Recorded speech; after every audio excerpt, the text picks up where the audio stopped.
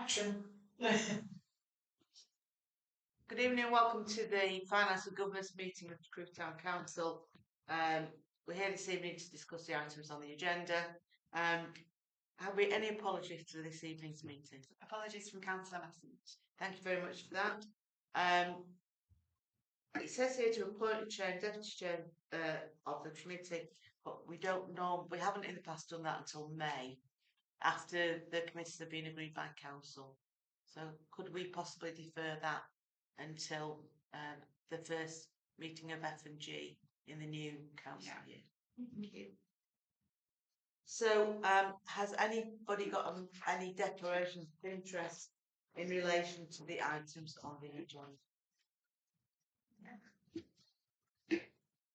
No. Can't see anybody.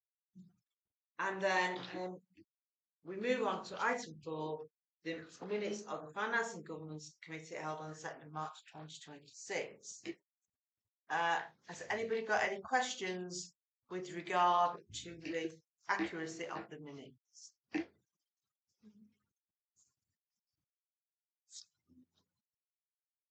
No. Is anybody willing to prepare them? Second. So proposed by Councillor Clark, second by Councillor Hogben. All those in favour? I've got an abstention. I wasn't here. I can't, I wasn't here, so Right, so that's 4 in favour. Any against? Any abstention? 2 abstention. So we are on to public participation. Can't see any members of the public present. Have we had any questions? No questions have been submitted. Thank you very much for that. So we'll move on to item number 6, which is to review the year-to-date financial position and material variances for Crewe Town Council. I'll give you just a couple of minutes to look through, but we have obviously had everything checked, various subcommittees. So if I can just highlight a couple. Yeah. There is one which is a variance on the Heritage Centre manager, which was due to a heritage officer who was previously employed by the council, subsequently being employed by the trust, which is why that's only 53.8%, and that's on the first page, on the 6th line down. So that's 4282 under payroll.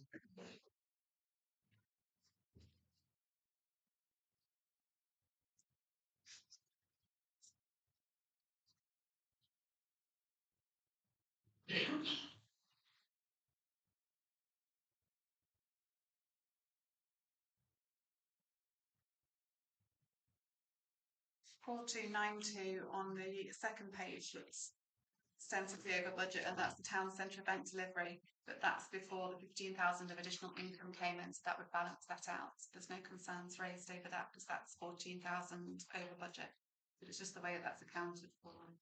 Yeah. Where did the additional income come from? That was from Crewe on Sea. That was money. So the overall position is very strong and still within budget.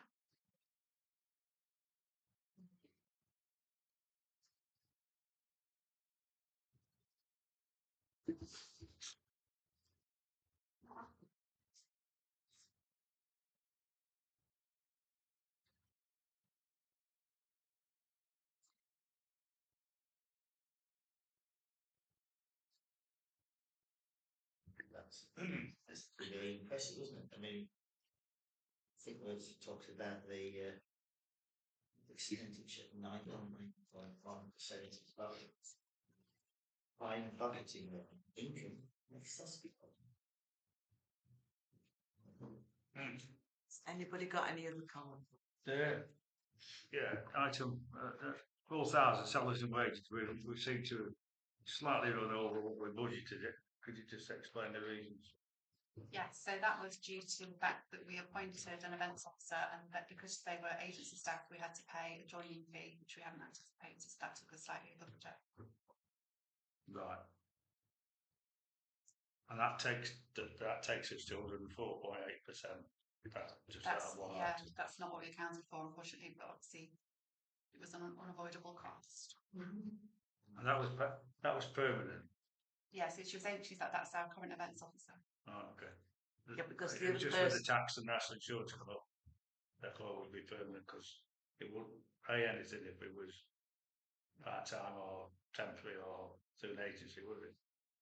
No, we pay the agency directly, but if they've been with the agency for 5 months, then we have to pay a percentage when they join. Oh, you mean the actual NI? NI pension contributions is within tax and NI. that's 5.1% of the budget. Yeah, it was. I don't know if that's because when I joined, the interim clerk was also retained until December, which is an additional month, but I can certainly check that out. With the way that the accounts are checked every month, it will be correct. Ever happens, won't it? No, it's just that if we have something through an agency, it wouldn't be itemised as tax and insurance. It would just be extra fees. And that would come under, I guess, sellers' wages, wouldn't it? Yeah, that's the YV salaries and wages. So it's just a question of why would we be running over? It could be that national insurance was raised above the increased contributions was above what we were budgeted for. It's not a question, it's just, No, it's no. there. No, We have to ask the question. We're just about to sort of start end of year mop up and do our audit, so we'll raise that as a quick. That's fine, it's just.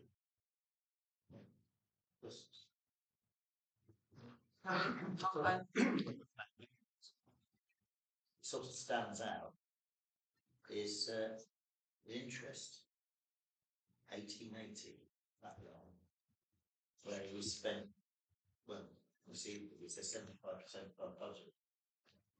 Interest page. So, No, that's we received far more interest than what we'd accounted for. So on the CCLA, so that's that's we That's- predicted, that's just the way it reads. I mean, yeah, percentage spent. we predicted we'd get 46,000, and we actually got 8736. It's got 34,000 more than what we anticipated. So I must say, I find it sort of the way that it's under the column that says percentage spent. You know, that I find Confusing. misleading. Certainly misled me. Yeah. 'Cause- yeah, okay, well that's so we can thank whoever it is, the Bank of England or something. That's a good point, though, Steve. Yeah. yeah. It says the same yeah, percentage spent, it's percentage variance. Yeah, because like.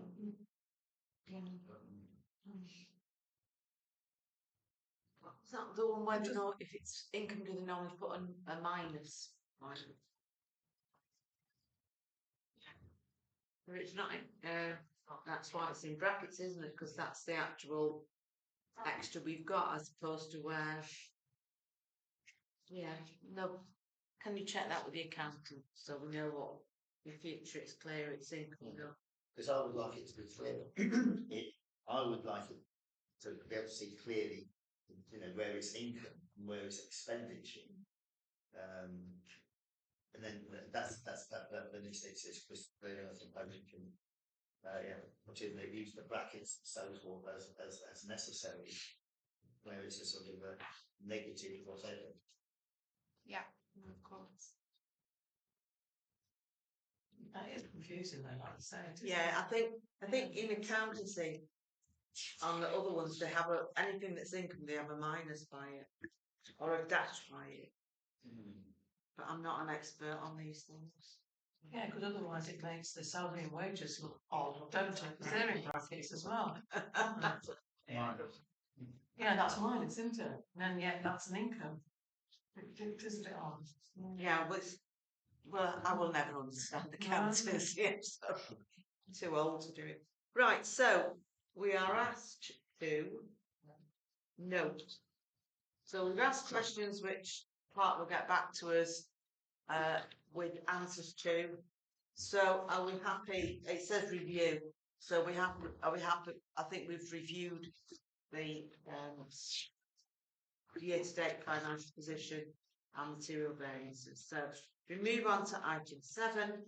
It's to consider and approve payments to date, the recommendations to council between the 31st of the 1st 26 and the 31st of the 3rd 26 to the value of £111,456.42p.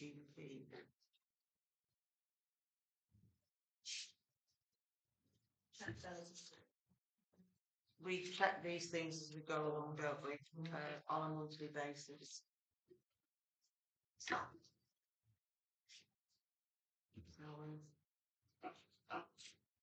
So has anybody got any questions on the payments? Or is anybody willing to suggest that we approve them? Happy to approve. Dawn is happy to approve. I'll second. And Councillor Hogben is seconding. All those in favour? Thank you. So that's unanimous.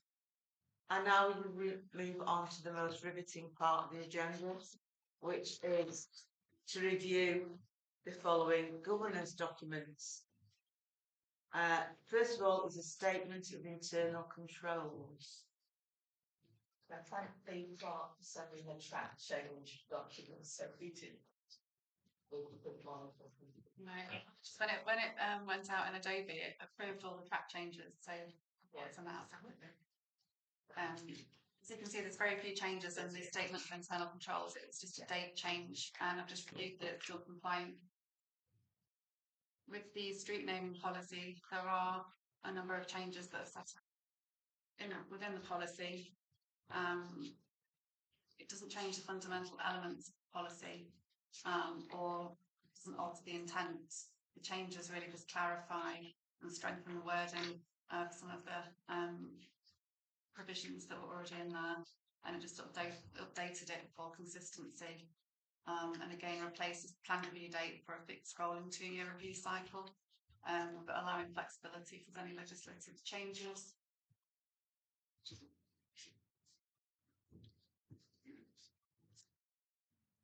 Any comments on the street naming? If not, we'll What page is it on? I'm struggling. It's on Really on. Saturday, on page after the council's thing, then it goes to. There we go. Yeah, yeah. It's the usual thing. It helps to find this very difficult. Just find your way through the agenda.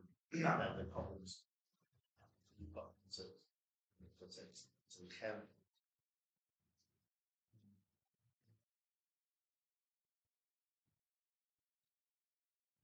Right, if there's no comments, move on to risk management.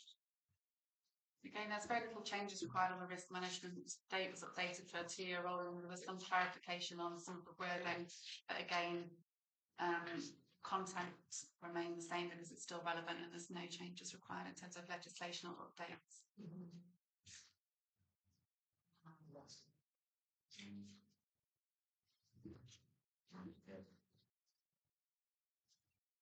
And so no questions on that. No. If we move on to the quality policy,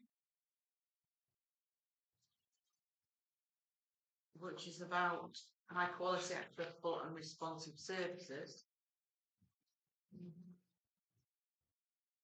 Changes in the quality policy just make it more outcomes focused and sort of aligned to the SLCD updates. Again, it also aligns more to the corporate strategy and just linking that in more closely with the changing in wording.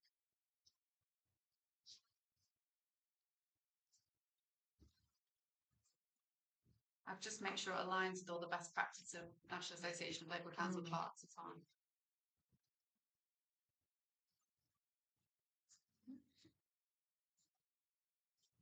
And then we're on to information and data protection.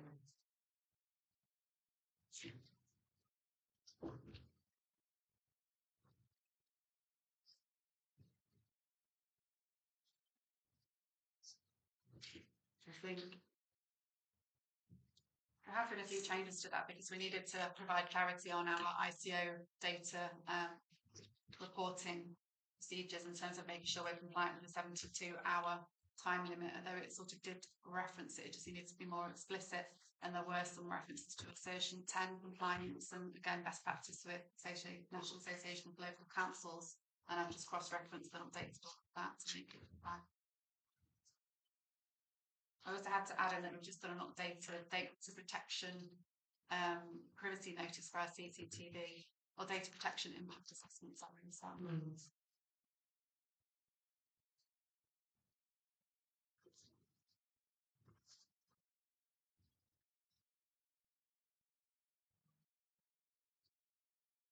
data breach.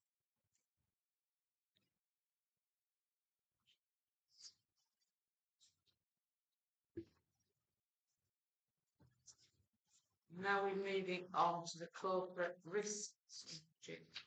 Find it. Which is quite a lot down. Yeah. It's in a table for. I think the corporate risk strategy has been updated fairly recently. Yeah. I've just reviewed it and made sure all of the risks were compliant and gone to the register. Updated a few things regarding staff training. Staff are now currently undertaking e-learning annually on data protection. And all of the different mandatory statutory e-learning within the Wirehouse. Again, very little change has been made to that. That's an ongoing document that I review every month. All right. And last, we've got the equal opportunities and diversity. The main changes with this were to align it with the respect and civility pledge that we signed recently, just to make sure the language aligned to that, which was again National Association of Local Councils, and just ensuring we're cross-checked with any updated legislative changes. So there are some minor changes that wouldn't track changes on that.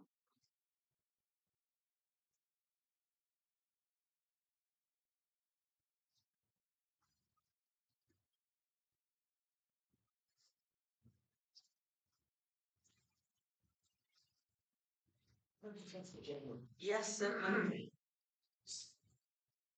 You know, it's a terrific number of policies this council has. They're sort of review, well, we go through them, or at least the council committee throughout the cycle, the government cycle. I just wonder how much involvement members actually have. You know, so and also I'm interested. What's the answer to the question? Who is it the members or is it the officers who should take the lead? I mean, they need to be reviewed. So in that sense, we review them every. Certainly, that's the minimum decision. I would assume. Yeah. But then we get to the detail of that. How much member involvement is there? I think it's just assurance that I'm giving you that I've followed best practice guidelines, legislation, and NALC. I don't think there's an expectation on members to have that expert knowledge on it. So it's just an assurance that we're keeping up to date, we're keeping compliant, and that they've been reviewed regularly. Do we need to have so many policies? We do, unfortunately. Yeah. I can share them all with you. There must be dozens. There are. We've got a master spreadsheet, so we make sure they're reviewed, but they're all on the website or public face ones for transparency. Is it possible that they can members so wish the review can take place in between times if somebody, especially if it might be a legal change or something highlighted that nobody's ever thought of before? We get updates because we sign up to WorkNest, which is formerly Wirehouse. They provide us updates if there's any legislative changes outside the 2-year sort of review. So we get all that for our HR policies, and that's what the National Association of Local Councils do for all the other policies as well. And so they'll update it if there are changes. I suppose it's fair to say that if we best practice national rate, you should feel reasonably assured. If you see anything that you need changing, just let me know. Okay, well, I shall spend many hours now then pouring over all these policies. And see where I'm getting. I get them. Thank you. So if we, Thank you. so these are for approval and recommendation to council. Anybody willing to recommend approval? Councillor Strain, Francis. Anybody second? Tony. All those in favour of approval and recommendation to council? It's unanimous. Thank you. We now move on to item 9, which is a report on civic functions. This is in your agenda pack, and it's a detailed account of what Councillor Graham has done since February, of events she's attended. It's like a very busy time, but we know that the mayor of Crewe is very busy. That lots of community groups want to meet them. So I'd just like to thank the mayor and the deputy mayor for attending these functions. Dennis? I'm just amazed because when I did it, I was told you do not have the deputy with you. All right. And now, I mean, I don't care, or that, you know, it doesn't bother. I'm just the amount of times that they are together. I think it's, you know, it was because myself and Sally, the past 2 years, we haven't really had a consult. So the deputy, you know, like Sally came along as, you know, so when it was a +1, you know, because we didn't really have official consult, the +1 was become the deputy. So I was just, Yeah. So I'm not having a go. I couldn't understand it. So. Now well, yeah, because Sally hasn't officially got a consult, has she? So, she's obviously asking the deputy mayor to accompany her. So, thank you. good training. Good training for the deputy mayor about how busy they're going to be. So, thanks to Sally and Stuart for doing that role. Now we're moving on to item 10, which is an update on the website.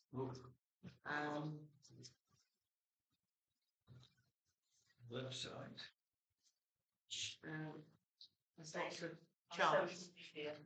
Our social media.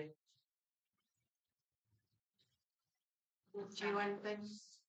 As you see, there's some positives and negatives on this month's report.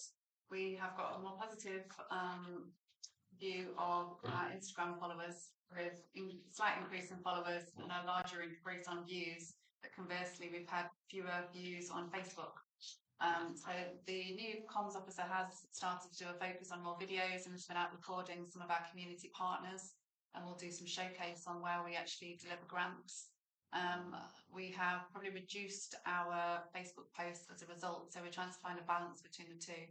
And that'll be part of the strategy that we'll bring to the next F&G, that the comms officer, who's been in post now 2 months, has been working hard to sort of develop and shape as his own. We're still getting lots of interactions. You'll see we are getting, there's an increase in overall views. It's just a decrease in viewers. So there's less people, but they are clicking on more things. So it's still positive, but there's a lot of work we can still do on Facebook. We're trying to make our posts more interactive and getting people to comment and engage rather than just click like. So that's going to be the future focus of the strategy. You know, on a positive note, I suppose, like if you've got more views, it's more word of mouth. Essentially, yeah. Yeah, it's a positive way to it. Yeah. So if they interact and come to the events, which is what it's all about, or whatever's happening, that's also positive. Steve? Yeah, I mean, this is supposed to be that. Yeah, which obviously is designed to show what we actually do as a town council. Is there any thought given to rebuttal? Because there's plenty of times we can see, well, it depends where you go, but I mean, also a lot of town councillors product will get shared onto different groups, won't it? Especially like Crew Community, Crew Not News, Crew Cheshire Line, whatever. There's obviously a long list of those. We're given the thought how we rebut some of the comments that are, or firm some of the positive stuff with this fact. We go to these examples, certainly this at the moment, various reasons. You know, I mean, there's some of us and individuals who do try to sort of just give put the record straight, you know, factually sometimes. But have we given any thought to that? Because otherwise, there's a risk of some certain that the negative voices outweigh positive. It may be that it's the old story of most of the people who see it say, "Oh, that's nice. Oh, yeah," and make no comment. And it's the moans and groans, and miseries, and all the whinges. Happy to be quoted on that as well. Who seem to get the coverage because they can. Yeah, I think the view has previously been not to comment on things. I probably take a slightly different view where we will comment if something is factually inaccurate, or if someone's asking a specific question, then I will respond to that. I don't want to get into arguments with people on Facebook. People are entitled to their views. I get what you're saying, but I think we'll just take a view if it's beneficial, and we'll respond to something we can. And like you say, promote positive. But obviously, everyone's entitled to comment. John. Yeah, I think the less comments we get, the more positive it is, because you get very few that say, "Oh, that's excellent, that's very good." You get a lot of whinges, and then people then make responses to the whinges, and they forget what the original article was. So I don't get hung up. I just think Facebook is just a sewer. So I think we should put positivity on there, what we do, and quite frankly, I wouldn't have any comments on it. I'd bar them. I just wouldn't have it, because I just think we waste his time, because we don't want to go back to the days of when this council was set up, this inception, when we got the then town clerk using it as a personal Facebook. Can I just stop you? Can I just stop you there, please, Councillor Rowe? Because we are being recorded, so I think. I am well So I aware think And I'm we don't need to go into personal comments about previous plan. Okay. I shall take that back. However, it should not be used as an individual's comments. This council does a good job. It operates after the elections as apolitical, and that's the bonus and the benefit of this council. We don't spend hours arguing about politics. We just get on with what we think. Like today, the crew day, all the things that we do and the donations we give, and all done scrutinised properly, and we should all stand behind that. We don't need a comment from Joe Salt down the road saying, "Look at what they're doing there," and all that. I don't see any relevance to that, because if you want to make comment about us, you can write a letter, an email to the town clerk, and we can look at it properly. I just think it's just ridiculous. Tony? Actually, I don't use social media a lot, but I concur with John in as much as it keeps us clean, and I think that's really important. And I am not in favour of arguing the politics, because people, for some unknown reason, go into that. We are not about that, and John is absolutely spot on about that. So I think maybe, the better line, as John's pointed out, is actually switching it off, because actually what we are is an advertising portal. We're saying this is what we do. This is what we're giving the public. If you'd like to join in, this is where we are. We've also got other mediums like Instagram, if you prefer that, because it's short and snappy. But actually, we're an information hub. We are not an argumentative hub. We, as councillors, are here for the public, nothing more. So it's an information hub, and that's all it should be. And the thing is, unfortunately, and it's human nature, people use the platform for their own personal agenda, and it shouldn't be about that. It should be about what can we come together as a community, which is why we are all here today and forever. That's what we're about. I actually concur absolutely 1000%, John. I think switching it off is probably the best thing. Liz, do you want to come back? Yeah, I understand your comments. I don't think we should switch them on Don't you? because I think people always have an opinion and people are entitled to their opinion. We've had some really lovely comments, and I think it's very positive to encourage those, particularly with the town rangers work. I've been doing a lot of painting of the parks, and we've had some parents say their children have commented on how they wouldn't ever use the park before and now how lovely it is. And I think it's nice for other people to see the positive comments. But I do agree with you about we need to spread the positivity on the posts that we put out, and that's what we're trying to do. But I think by the fact we're not responding to every negative argument, we're going to use it as a positioning post for anything personal or an argumentative platform. But I'll take you, Steve? Yeah, I mean, it's a double-edged thing really, because Cheshire East tends to, in its publicity, tends to shut off comments totally. And, whether that's very positive or because the point I was making was I suspect that most of what we post does just get comes direct to the town council. But the thing is, the problem, you can't get around it with it. Then if it's a public item, it's shared, and then it gets shared to all of the sundry. You don't know where it's going to end up.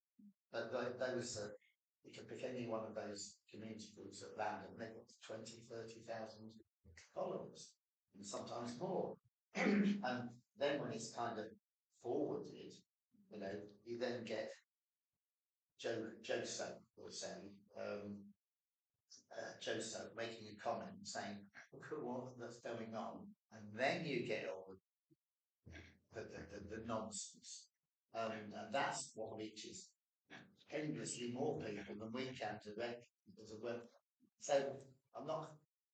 To me, it seems that if there's a rebuttal to be given, it's going to be almost charged. So much traffic out there, and who are the people that who I would suggest the best place that we're genuinely concerned about is going to be members who do it at their own risk, if you like. Because I agree with what's been said about it's a really good point that our website or Facebook, whatever, is like an advertisement. It's an information hub. It is really. But information policy, information is power, and it can be quite easily spread unless you prevent that happening, which would soon be described as non-democratic and reasons. Yeah. Tony? Just a quick pick up of what you said, Steve, really. I mean, we all know that bad publicity spreads faster than good publicity. And I think that's what I was alluring to. Yeah. It's difficult for us members to get across to the public what we do as a town council in a positive way, because people are quick to jump on about the negative. They're never quick to say, oh, by the way, thanks for it, that's what's happening. So I think I was alluring to that as well. Yeah. And it's great. I know exactly what you mean. The positive comments are fantastic. Of course they are. But I think those would come into the community anyway, because they would be speaking when they see it. They would be speaking around the town. We don't need to inflame the bad ones. I don't know. That's just my opinion. It's probably a debate for another time. I think we've done. Dennis? I think they're called keyboard warriors mostly. Yes, that's right. They'll say everything on the computer, but when you meet them, it's how nice they are. And the other thing is, they think we're all Cheshire-East. Yeah, and that's where you come into the factual thing, isn't it? Is actually saying, I'll refer you to Cheshire East website. Yeah. Exactly. That's it. Is Cheshire East, and how many times a day we have to do that. We get blamed for the car park and the potholes. Well, yeah. Thank you. Thanks. Anyway. So I think we've explored that Yeah. We've Yeah, received well, the information about the website communications. So if we move on to item 11, and I'm happy to propose this, it's recommended that the committee considers a resolution in section 1, public bodies admissions to meeting in 1960, to exclude the public and representatives of the press from the meeting during the consideration of item 12 and 13 on the grounds that matters contain sensitive information and by reason of the confidential nature of the business being transacted. Anybody willing to second that? Councillor Strain Francis, those in favour? That's unanimous, thank you.